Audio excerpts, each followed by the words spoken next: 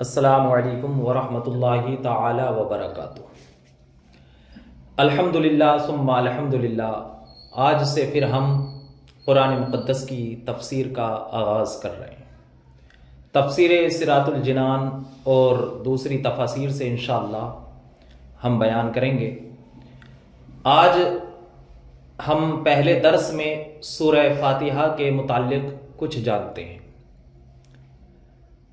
تو آپ کو بتائیں کہ سورہ فاتحہ اکثر علماء کے نزدیک یہ ہے کہ یہ مکہ مکرمہ کے اندر نازل ہوئی۔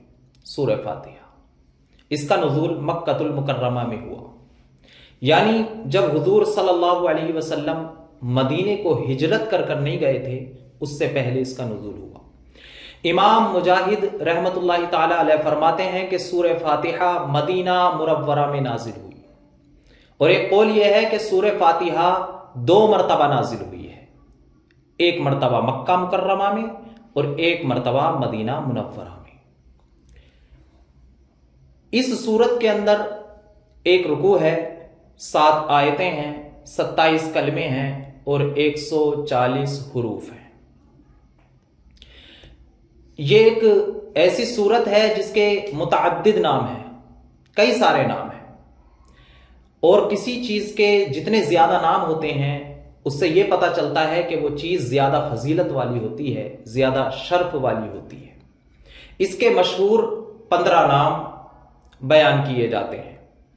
پہلا نام ہے اس کا سورہ فاتحہ۔ اسے سورہ فاتحہ کہا جاتا ہے اس لیے کہ قرآن پاک کی تلاوت اسی سے شروع کی جاتی ہے، اسی سورت سے قرآن پاک لکھنے کی ابتدا کی جاتی ہے، اس لیے اسے فاتحۃ الکتاب بھی کہا جاتا ہے، یعنی کتاب کی ابتدا کرنے والی کہا جاتا ہے۔ اس سورت کا اللہ اکبر دوسرا نام سورۃ الحمد ہے، چونکہ اس کی ابتدا حمد سے ہے، الحمدللہ، اس کی شروعات حمد سے ہے، اس لیے اس سورت کا نام سورۃ الحمد بھی بیان کیا گیا ہے۔ اور اس سورت کو ام القرآن یعنی سورہ فاتحہ کو، جسے ہم اپنی زبان میں الحمد کہتے ہیں، ام القرآن بھی کہا جاتا ہے، تیسرا نام، اور چوتھا نام ہے ام الکتاب۔ چونکہ یہ سورہ فاتحہ قرآن کی اصل ہے، اس لیے اسے ام القرآن، ام کے معنی اصل بھی آتا ہے، اس لیے ام القرآن اور ام الکتاب بھی کہا جاتا ہے۔ اور اس کا ایک نام 5واں سبع المثانی ہے۔ سبع المثانی، سبع المثانی کا معنی ہے کہ بار بار پڑھی جانے والی، سبع المثانی۔ چونکہ یہ سورت نماز کے اندر ہر رکعت میں بار بار پڑھی جاتی ہے، کئی مرتبہ پڑھی جاتی ہے، اس لیے اسے سبع المثانی بھی کہا جاتا ہے۔ اور دوسری وجہ یہ ہے، مثانی کے معنی 2، سبع کے معنی 7، چونکہ اس کے اندر 7 آیتیں ہیں اور یہ سورت 2 مرتبہ نازل ہوئی ہے، ایک مرتبہ مکہ مکرمہ میں اور ایک مرتبہ مدینہ منورہ میں، اس لیے اسے سبع المثانی بھی کہا جاتا ہے۔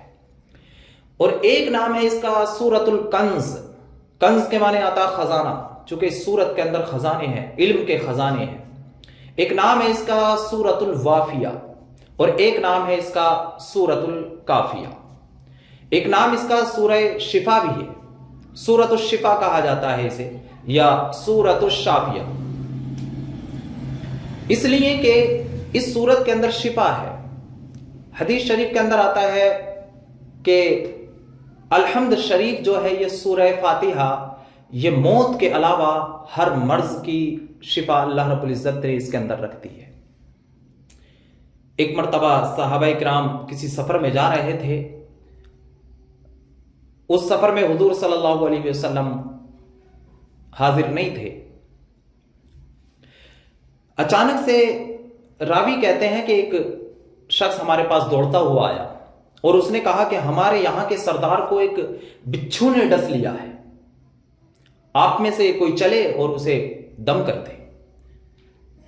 تو روایت کے اندر آتا ہے ایک صحابی رسول گئے اور جانے کے بعد آپ نے اسے دم کیا، وہ ٹھیک ہو گیا۔ اس نے تحفے میں انعام کے طور پر انہیں کچھ بکریاں دیں، اس سردار نے. جب وہ صحابی جو دم کرنے کے لیے گئے تھے واپس آئے تو دوسرے اصحاب نے ان سے کہا کیا تم اس سے پہلے دم کرنا جانتے تھے؟ تو انہوں نے کہا نہیں، میں نے تو صرف سورہ فاتحہ پڑھ کر دم کیا ہے، اللہ رب العزت نے اسے شفا دے دی ہے. دیکھیں آپ الحمدللہ کہ سورہ فاتحہ کی برکت سے ایک بچھو کے ڈسے ہوئے سردار کو بھی اللہ رب العزت نے شفا دے دی ہے. اسی لیے اسے سورۃ الشفا اور سورہ شافیہ بھی کہا جاتا ہے. اور ایک اس کا نام ہے سورۃ الدعاء، چونکہ اس کے اندر دعا ہے، رب نے دعا مانگنے کا سلیقہ سکھایا ہے. اس کے اندر اہدنا الصراط المستقیم، اے رب ہمیں سیدھے راستے پر چلا، دعا ہے اس کے اندر. سورۃ تعلیم المسئلہ، ایک نام اس سورت کا یہ ہے. ایک نام اس کا ہے سورۃ السوال، چونکہ اس کے اندر سوال کیا جاتا ہے، رب سے مانگا جاتا ہے. ایک نام ہے اس کا سورۃ المناجات، ایک نام ہے اس کا سورۃ التفویض. تو یہ 15 نام جو مشہور تھے یہ تفسیر صراط الجنان کے اندر بیان کر دیے گئے ہیں. اس سورت کے اتنے سارے نام ہیں، اس سے پتہ چلتا ہے یہ سورت بہت عظمت والی ہے، یہ شرف والی ہے اور برکت والی ہے، عظمت والی ہے. چونکہ جس چیز کے جتنے زیادہ نام ہوتے ہیں وہ اس کی عظمت پر دلالت کرتے ہیں.